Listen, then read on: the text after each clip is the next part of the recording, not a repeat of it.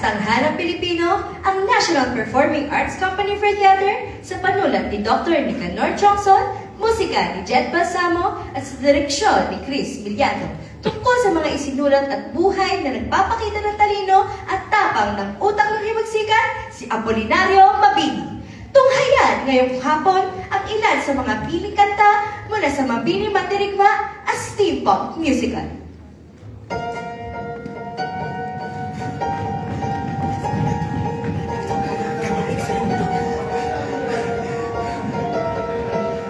Mabuhay ang kalayaan ng Pilipinas! Mabuhay! Viva el General Emilio Aguinaldo! Viva! Viva la Independencia! Viva! Susikat na ngayon sa dakong silangan, mapagkandiling araw niyong kalayaan na pinag-usaan na dilang buhay, tinubos sa dugot apoy ng himagsikan. Saksihan at buhay sa ating pagulaya, ang Diyos na buong inusan libuhan, ang pagbuka natin sa pamamanuhan. Amerika del Norte, ang pagkakaibigan na pagbuka, pinuputol ngayon ang pagbunayan sa Kastila buo na sa tatlong siglo ay tinapon, di magtutungalaw ng utang lalo. Tumitig tayo ngayon bilang malayang bayan. May tawag ng loob at ganap na lakas para humubog ang masaganang bukas. Mahinig ng pagkakapatiran. Kinikilala natin at pinagtitibay bilang punong kapitan ng Sangkapuluan. General Aguinaldo, pinili ng may kapal para ibangon ang inamang bayan. Kaya halina ngayon, hindi na kailangan tayo ay magtibay, tayo ay magtibay. Tugatay lahat ng isang barangay. Nagalayan sa sikat ng bagong araw.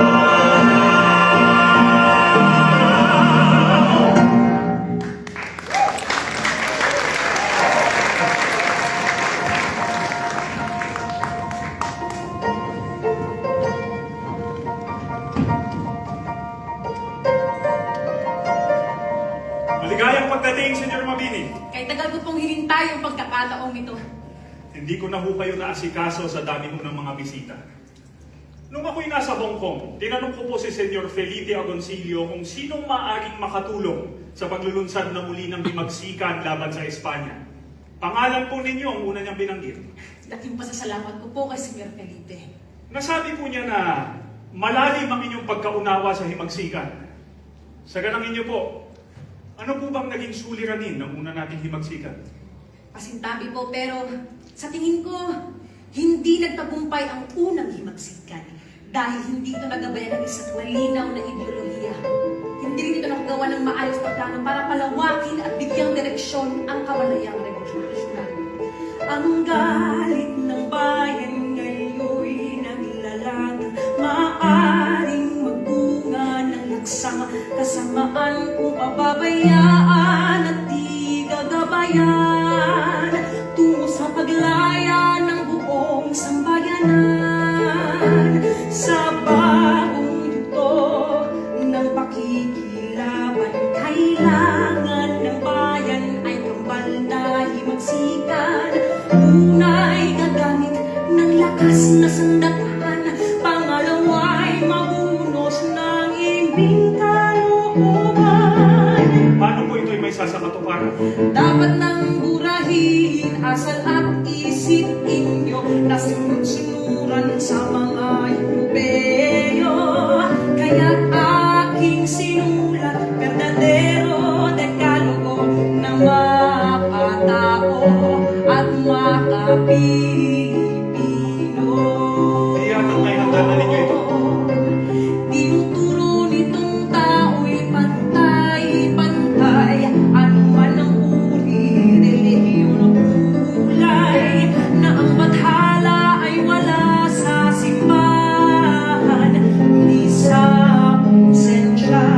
ng bawat mamamayan para maging gabay sa aking pagbabaklas sa palangkas ng gobyernong kolonyal.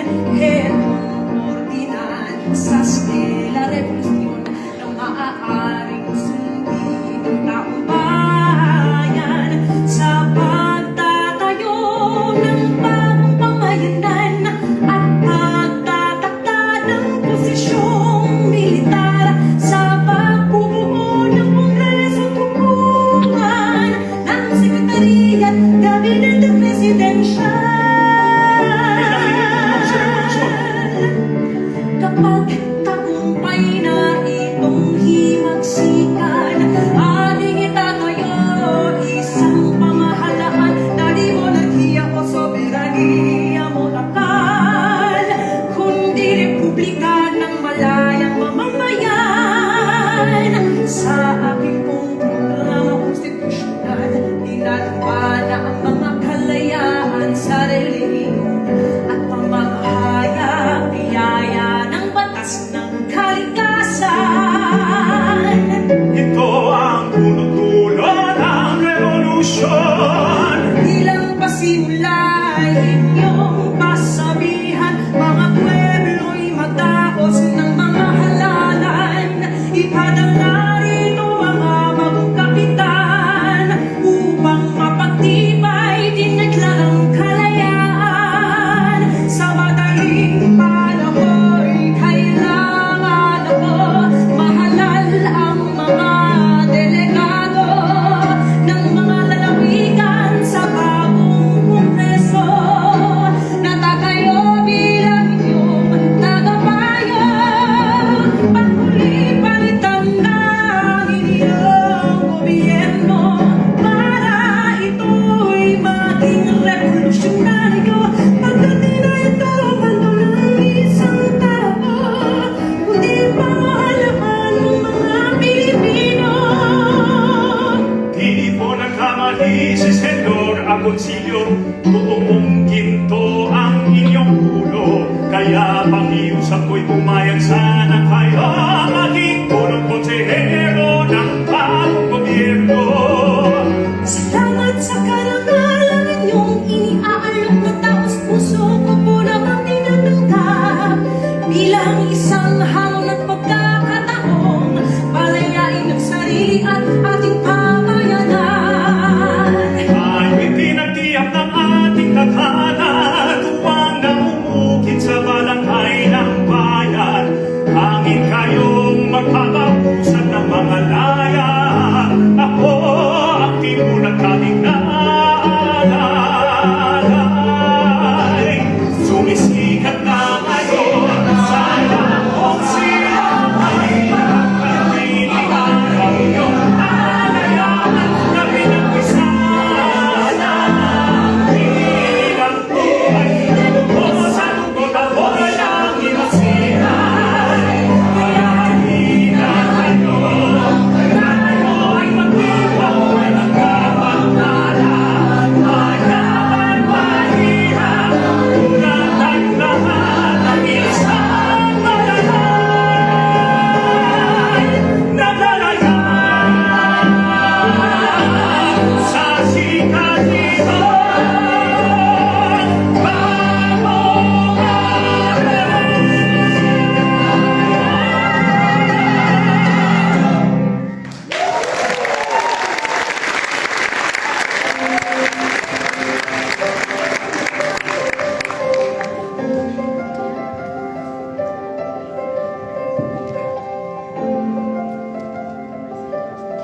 At ngayong aprobado ng konstitusyon, inaasahan ko po ng mga maginoong lumikha ng dokumentong ito ang siyang mangunguna sa pagtatanggol ng konstitusyon at republika kung ang mga ito ay malalagay sa panganib.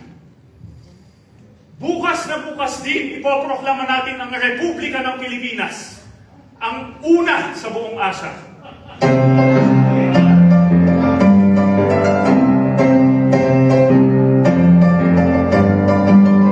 Sa araw na ito ating inihayag ang pamahalaang puspos ng pag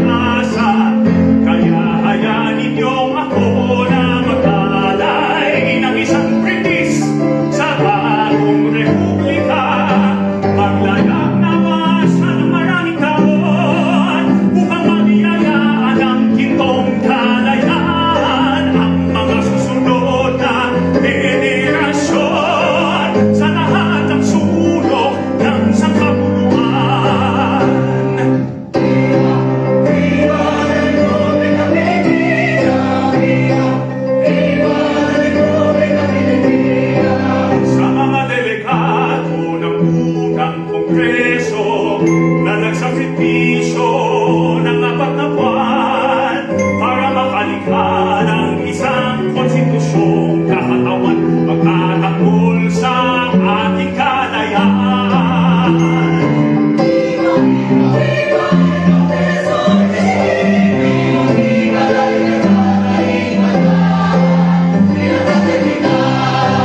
Sa mga pinuno at mga sundalo ng ating ehersito republikano, nakulang man sa armas ay nakuhang ikupo ang poder ng Espanya, itayo ang gobyerno.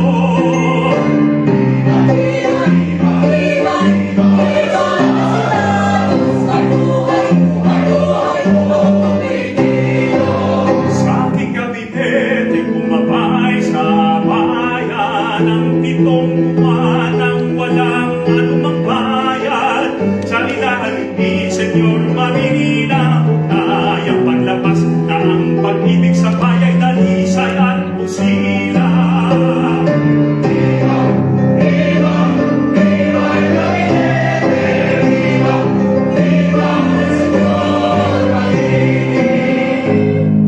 Ang may kapansanan kahit na kailan ay hindi nararapat sa isang piging. Senyores, por favor, mangyari yung sanang humilera rito ang mga opisyales at delegado ng kabinete. Kukulang tayo ng fotograpo bilang rekwento ng dakilang araw na ito.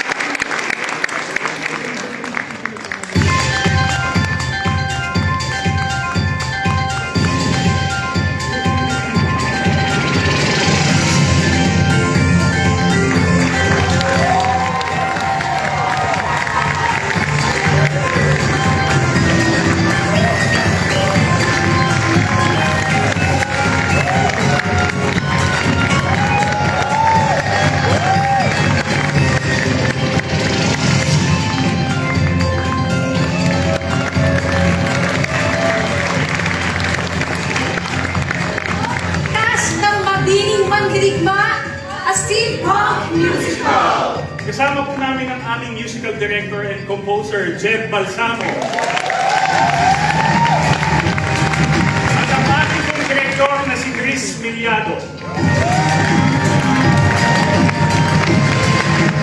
Magkita-kita po tayong lahat ngayong March 6 to 29 dito mismo. Tatanghalang Ignacio Jimenez. At subaybayan na lang din po ang social media page ng Tanghalang Pilipino for updates. Hashtag! Mabiling Mandirigma!